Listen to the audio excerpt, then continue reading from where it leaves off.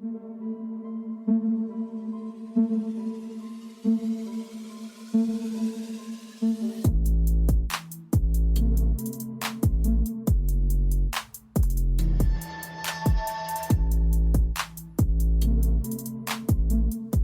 up, everyone? Welcome to the podcast. I'm your host, Isaiah Copon.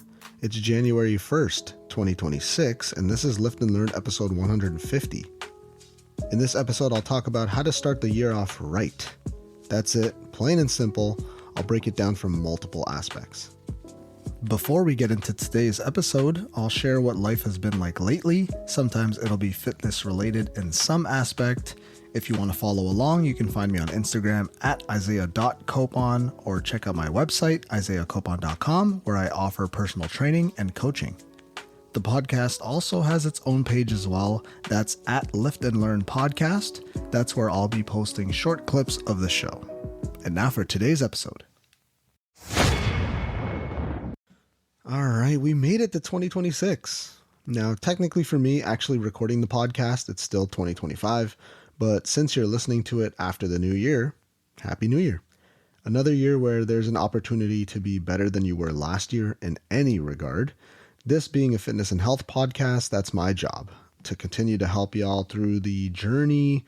Always remember, if you have any questions, Instagram is the best way to get through to me. I'm not someone who has thousands of followers, so I can actually answer all the DMs right now. Also, if there's any topics that you want me to talk about more in depth this year, just let me know. I'm open to ideas, and that's what I'm going to continue to do. I haven't made a single cent from this podcast directly. Still no sponsors, even though I've been pumping out episodes for 5 years now, and that's fine with me. My sole goal from starting this podcast is to basically help my clients. So usually the conversations I have with them, I'll use as a topic for a future episode and then redirect them to the episode because I'm able to just talk about it for like 5 to 10 minutes uninterrupted and get everything I want to out there. And if I can help those outside of that, that's a huge bonus for me. Anyways, it's 2026, so let's try to make this the best year ever. If you have strength goals, let's get to that. Marathon times you're trying to get to, let's get to it. Let's do it, man. If you're just looking to be healthy in general, then you've come to the right place. But before we get into the topics for today, I'll just briefly talk about Christmas, good old family time. Everyone was shocked to see how well my daughter is moving around now. She's almost 16 months old now, which is crazy because even from like August or when she turned 1, she's been walking like nonstop, obviously now, climbing things, jumping off of things. Her vocabulary is starting to like get wider. Her knowledge every day just seems like it's exponentially growing. I catch her sometimes talking to herself in her room by the window, which is the cutest thing ever. But yeah, it was cool to see her with the family this holiday season and New Year's, of course. She's interacting with all the kids once she's warmed up to everyone. So cute watching her run around with her cousins and all that. They were playing with balloons, running around, screaming, eating on the go. She had some late nights that week. She even got to have some sweets, a bit of cookies, a bit of cake for pretty much the first time in her life. She's living her best life right now, and I love watching it. She's such a daddy's girl right now, which is the best, but it just sucks when I have to leave her in the morning if she's sleeping on me. Just the worst feeling. I just want to stay in bed all day when that happens. For December, we were able to go to the pool a bunch of times since I made that time for her every Wednesday. We got into a little bit of a routine. I think this might be the year where we actually get our first actual workout in together, so I'm excited for that. She's starting to kind of copy what we do as parents, so now we really need to watch what we're doing and saying. Very impressionable right now, if that's the word. Our best friends got her this book called Yoga Bunny and Yoga Whale. I actually got it a while ago. I think that's what it's called. And it's basically a book full of animals, but they've incorporated like yoga poses into it. At first, she didn't seem that interested, but now she's at an age where she loves reading that book. So me and my wife will like act out the positions from the book, and she's copying some of the yoga poses we do. So she's actually pretty good at the downward dog. But yeah, I'll continue to do that with her this year until we're doing a whole routine or something. For Christmas, we got her this platform that she can climb up to so she can kind of hang out with us around the dinner table, which is actually just our kitchen island. I did have to build it, and I did it successfully, so that was a win. So when I'm cooking or chopping up vegetables, she just likes to chill and watch us. Plus, as a bonus, it converts or transforms into a slide, so she loves that. She just goes up and down and never gets bored of it right now. I ate good that week of Christmas. I was off work too, so missed some workouts but didn't stress about it. I had plenty of cheesecake, some Mr. Puffs if you're familiar with that, a bunch of cookies, but that's all over now. This past Monday, I treated it like it was a new year already, so I got a head start on everything, set myself up good for this year already. I'm fully tracking my meals and workouts. I've officially started the cut. For pretty much, full transparency on here, I'll keep you guys posted on my progress. As of the start of the year, I weighed 172 pounds, up 4 pounds in 12 days, apparently. And then my muscle mass is at 76 and my body fat percentage is at 22%. So we're going to bring down that body fat percentage a little bit. I'm going to cut for the next 8 weeks and reevaluate from there. Christmas was a bit crazy because I had parties for 5 days straight and 6 parties in 1 week, but we survived. We had some late nights, but we're starting the year off nice and fresh. Honestly, I feel like we didn't even really eat that bad, but combine all that with lack of sleep, a few days of low protein, some alcohol in the system, and yeah, the increase in weight and body fat percentage was to be expected. But, like I say, no panic, just get back to the routine and everything will be fine. No big deal. And I got too many presents for Christmas as a 35-year-old, and that's mainly because of my mom. Love her, but I'm not complaining. Pretty much everything I had on my wish list was bought, so some standouts were some nice Awala water bottles, some special editions, and Yeti mugs. Add those to the collection. I got a new Lodge cast iron pan, great for some steaks and eggs we'll be whipping up. I already used it for some chicken earlier this week. I got a new chopping board, which is unexpected, but will be used frequently because... What? Frequency? Will be used frequently because my cutting board that I got only a few months ago started breaking apart, so that's not getting a good review from me. I also got an apron, which will be getting some good use too. Got a stand for my MacBook. That's right in front of me, actually. I got a balaclava as well. That's like a full head mask thing, so I could theoretically run in the cold. So we got to start that back up again soon when the ice clears up. We've been getting a bunch of like precipitation lately. There was like ice pellets last week on Boxing Day. We got some snow for New Year's. I also got the IKEA Skoda, which is like a pegboard for the wall. I'm planning on putting that right beside my little podcast setup to keep everything organized. Too many things, honestly. Of course, my daughter got some new toys for herself. She got her own pair of Air Force Ones and the cutest looking tiny Nike Vomeros. She got new outfits, Nike stuff, of course, the usual. But yeah, we got to spend a lot of time with family, which trumps all of these gifts. But yeah, anyways, got locked in for the last Monday of the year. Meals are prepped. I'll show more of that on my Instagram, I'm sure. Started the cut this week at 3,000 calories, so that's a good spot to be because that means there's lots of room for me to decrease calories going forward, especially when I start to see a plateau, and then I'll try to introduce cardio starting tomorrow as well. So life's good right now, just got to keep it going. Topic number 1, how to start the year off right. Okay, so we have one topic today, which I'll probably talk about for the next 20 minutes. I just thought it would be super important for me to just talk about what you can do this year to be the best version of yourself. So there's lots to talk about because this will be your true guide to improvement. Follow these steps and I'm sure you're going to find gains or improvements in any or every aspect of your life. So it's a time where you can have a fresh start. It's a big day that really symbolizes new beginnings for a lot of people. Now, I don't really care what your goals or resolutions are. The point really is to start the year the right way because that could set the tone for the rest of the year. So I really want to go deep into certain habits, mindset, and some systems that could be the difference between people who actually get to their goals this year and those who will fall off in a few weeks. If you want to be the best you this year, you have to remember that sustainability and consistency is something that I'll forever be preaching. It's not about intensity.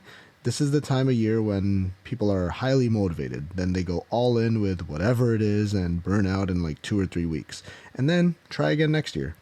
Don't get caught up with this crowd. Don't try to do everything. Just try to do something consistently. I think the first thing you should really do is reflect and reset first. I talked about this in the last episode, so if you didn't hear that one, go back and listen to that. But basically, you just think about the last year and what you were able to accomplish. If you want to be better than that, then go into this year with a plan. Failing to plan is planning to fail. So this time, write a plan. Maybe it's slightly different from last year. And then this year, it's about executing that plan just a little bit better. Let's not repeat the same mistakes from last year. So, something to think about would be writing 3 things you did right this past year and 3 things that you think you could have done better. Don't judge yourself on it, but just analyze that, reflect on it. Don't let this year be a recycled version of last year's failures. This year will be better if you go in with a good strategy. There are so many little things that you should know before you dive into this. Small wins lead to big wins over time, so always think about that. This means showing up for a workout even when you don't feel like it. This means prepping your own meals more often. That extra effort goes a long way if that means you're not Uber Eatsing or whatever it is, food delivery service, just avoid those as much as possible. This means walking 10 to 15 minutes more daily and maybe improving on that. It doesn't need to be fancy. The way to get to your results look boring on paper, but that's how you achieve success. You need to set goals, of course. I talked about how training for Hyrox last year was one of the best things I've decided to do in years. Not because of the actual exercise or the routine itself. I'm not saying it's superior to every style of training, but because I had a goal in mind, that helped me stay locked in. I had a set date I needed to be ready for, so me skipping workouts or being off with my meals was reduced to an absolute minimum, simply because I didn't want to embarrass myself when the time came to perform. Setting goals helps you stay locked in, not just, I'm going to work out 3 times this week. The goals need to be more specific. So something like, I'm going to lift 3 times a week at 7 a.m. Monday, Wednesday, Friday. And if one of those days don't work out, you're finding time for it on one day of the weekend or another weekday. In terms of workouts, my suggestions would be to schedule them like it's a doctor's appointment or something like that. You wouldn't miss a doctor's appointment. You'd reschedule everything, right? Or if it's food related, I'm making dinner at 6 p.m. Monday to Friday. Or I'm going to meal prep Sunday at 3 p.m. and that'll cover my lunches from Monday to Friday. So meal prep some food Sunday afternoon or night, whatever works best for your schedule if that's something you're trying to change this year. More importantly, it's about your systems. I'm back to reading Atomic Habits, refreshing my mind with that. And this is one thing I've been reminded of again.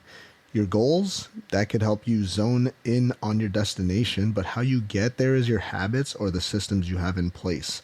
On that topic too, an important thing to remember is that you don't want to try to do everything all at once. Just do one thing consistently first. I already mentioned that actually. That's the game here. Like I said earlier, sustainability is going to breed more success than intensity. Alright, so next topic, I have consistency. That's what I wrote down. So this is a big one that's going to trump everything else. A short workout a few times a week is going to beat the best workout plan that you can only do 3 times a month. Tips that could help you when it comes to actually getting into the gym: removing the small obstacles in the way. So that means prepping your gym bag and clothes the night before so you don't need to think about it. As much of a hassle that this might be, you'll thank yourself in the morning. I still find it hard on some days to do this, especially when I've already brushed my teeth and finished winding down for the night. Then I realize that I should probably just get up and do it. It takes me literally less than 10 seconds. No, it takes me like less than 60 seconds to do. But I understand that sometimes you don't feel like doing it, but I know for me, I always thank myself in the morning because it makes my morning routine so much smoother, less things to think about in the morning. You just remove the friction from that's stopping you from going to the gym in the first place. Your mindset may need a reset this year. Stop telling yourself, okay, this is the year I'm going to be in shape. I think a different way to reframe your mindset, you just tell yourself, I'm someone who works out now, and the rest kind of falls into place. These are the systems that I talked about earlier. Now you're saying to yourself, I'm the person who takes care of my health, and that's your new identity. I'm not saying it'll be easy. There are struggles along the way, but when you do fall off, you get back on the wagon and be this new person who you say you are. Get rid of this all or nothing approach. It's not going to help you. It's actually going to hold you back. All right, in terms of nutrition, let's touch on that again for a second.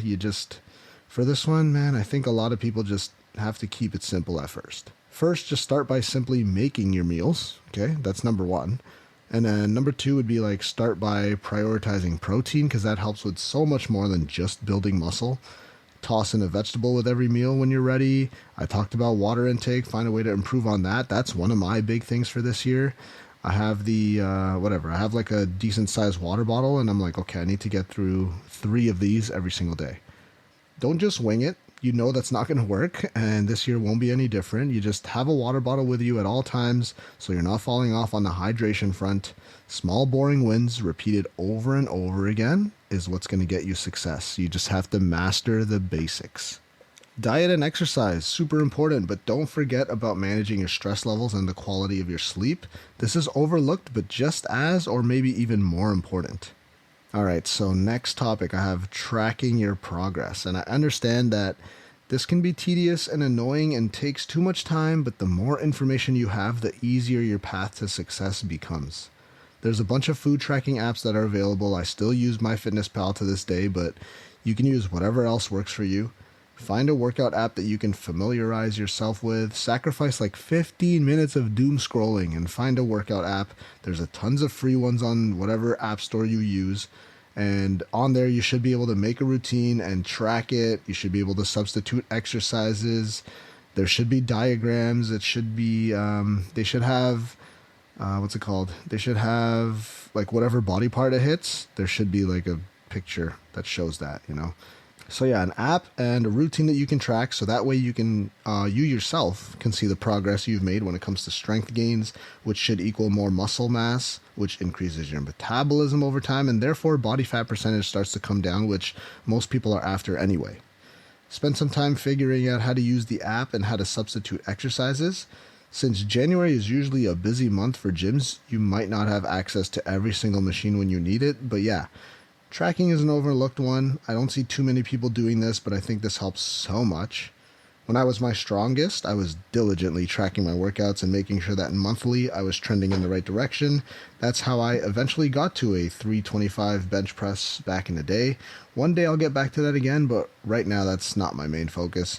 But yeah, I've been tracking workouts and food for the past month or so, and it's been pretty smooth sailing so far. If you didn't track anything at all last year, this could be the year where you track even just for a little bit to at least open your eyes and see what you're eating and whatever you're putting into your body. You just become more aware of the things you're eating. All right, so we're almost to the end here. I think one of the big things I wanted to talk about is community and accountability. This might be the year where you tell yourself, man, you know, I've tried this myself. It hasn't been working. Something that could help you would be to find a partner who will keep you accountable and on track. Maybe your spouse, maybe an online community or forum or whatever it is. Maybe this is the year where you try to find a good personal trainer who can help you. Hint, hint, nudge, nudge. When I was training for Hyrox last year, a little story about this. I had one of the other trainers invite me to their gym, which was centered around Hyrox. They had a bunch of those rowers, skiers, and it was literally built around doing circuit style stuff. So that was really cool to see. But not only that, the community itself, it really fired me up. And even when they were tired, catching their breath, they're still pushing you to keep going and continuing to push through the pain, that's what I needed at the time. That's when I really saw the value of having a community and the benefits that could give some people. Even though personally, I'm someone who just loves to do things on their own, I would rather do a sport where it's just me one-on-one with someone else instead of a whole team setting, but everyone's different, and in that case, the community really opened my eyes because some people thrive under those circumstances depending on what they're doing. This helps you stay disciplined and could help bring you some enjoyment when it comes to fitness, especially for those who don't actually love working out. This could be that step that you need. Look for a community who you share similar goals with. This should help you, especially on days where you just don't feel like showing up. And yes, that will happen more often than you think. Sometimes we need that reminder, something to think about. Here we go again. I'm going to sound like a broken record here, but this whole fitness journey is a marathon and not a sprint. And I love saying that because it's so true. I know it's so cliche to say. You have to be thinking about the long term when you're thinking about, or when you're talking about pretty much everything, right? Gym progress, improving food over time, job and career goals you might have. These things typically don't happen overnight. It's about working on that craft consistently over years and years. Build your proper systems and habits, and everything else will fall into place. That's how you win this year and the rest of your life, honestly. To wrap this all up, don't go all in and burn yourself out before January even finishes, okay? You're in it for the long term this time, and I just laid out all the groundwork for you. You might have heard it before, but just try to get 1% better each day. That applies to everything, not only the workouts or health, everything. I feel like, especially with the fitness space, people tend to overcomplicate things. At the end of the day, you fuel your body properly, you train smart, you recover well, and that'll give you like 80 to 95% of the success you're looking for. But it's just about being consistent with it all. That's the hard part. But once you have your systems in place, this becomes easy. So let's get to that this year. Get after it, 1 rep at a time, 1 meal at a time, and more importantly, 1 day at a time. And that concludes episode 150 of the podcast, and Happy New Year, everyone. Let's get to those goals this year. Thanks so much for tuning in to the Lift and Learn podcast. If you enjoyed the episode or the podcast as a whole, it would mean a lot if you left a review on Apple Podcasts, Spotify, or wherever you are listening to this. Don't forget to hit subscribe so you never miss an episode. New episodes are currently being released on Thursdays. You can find me, your host, on Instagram at isaiah.copon or visit my website at isaiah.com. If you want to follow the podcast itself, head over to Instagram and look up at Lift and Learn Podcast.